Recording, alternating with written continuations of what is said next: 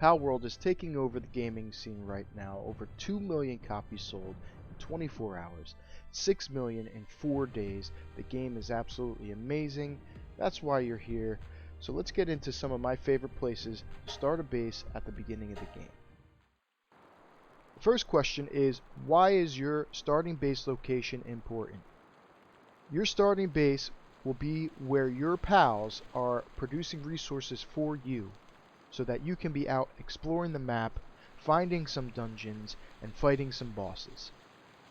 A good starting location can help slingshot you from the early game to later stages where you're finding stronger pals and catching those stronger pals.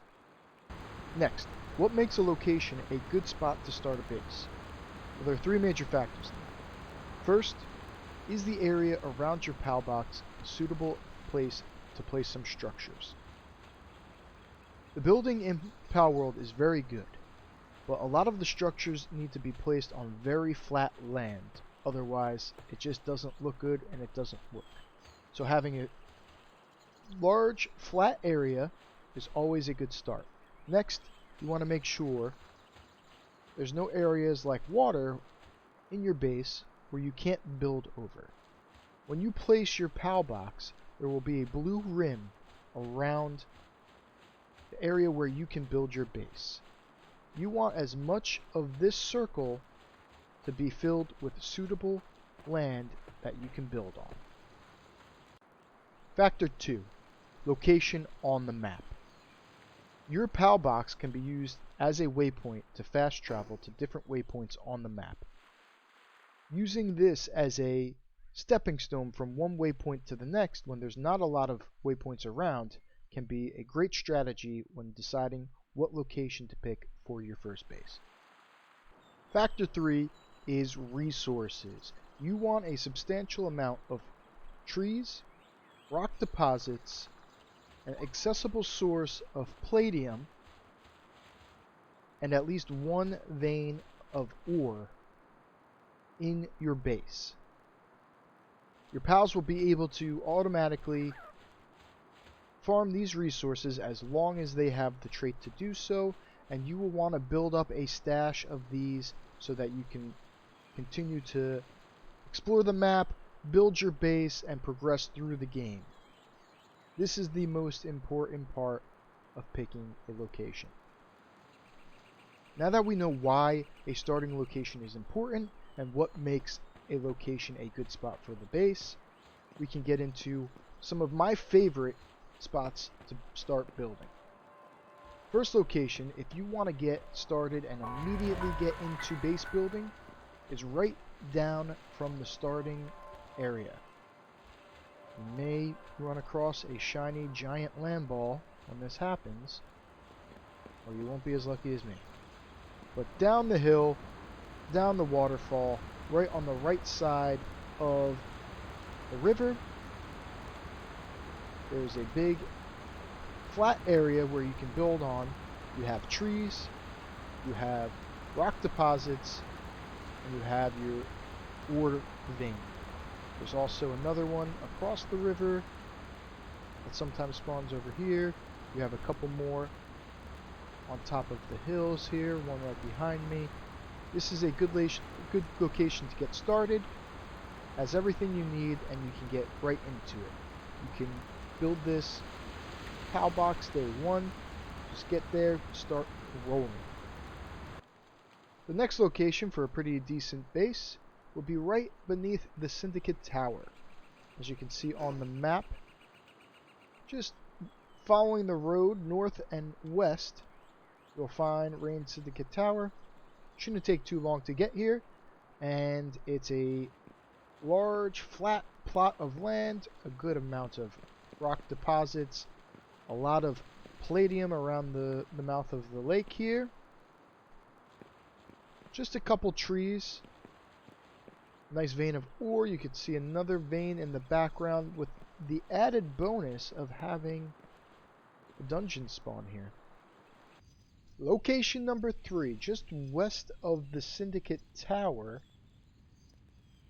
As you can see on the map, Once you come down the road from the starting location past the second waypoint, you go through the ruins, left side of the lake, then up the road a little bit, and you will come to this clearing, and you'll have a beautiful plot of flat land, some rock deposits all around, good amount of trees. You're in between two waypoints. They are a little close. They're pretty close, but this area is just so nice. I think it's worth it. You have the ore vein right in the middle that will continuously repopulate. Up the hill here, you can kind of build a house so that you can easily get up here. Then you got more trees, another ore vein. This is a great location. I love it. Just to show you what it can look like after you get your base rolling. As you can see, we're at base level 11. We have our resources being gathered nicely. It was a great stepping stone to get here and propel us into the mid-game, so we have a good foundation for the later stages. Coming right up the hill from location number 3, you'll find yourself at location number 4. Right behind this desolate church, you have a decent chunk of land that's flat. You have some trees all around. Not a lot of rocks, but the biggest draw to this location are these 8 veins of ore. Ore turns into ingot. Ingot is the biggest bottleneck a player goes through in the early stages of the game. Having these 8 veins of ore on your base will allow you to continuously produce ingots, speeding up your progression through the game and into the later game. Now, location number 5. This will be my next location for the next base I build. It's the most interesting, probably the toughest to get to, but also it might be the most resourceful. This is all the way out by the boss Sweepa.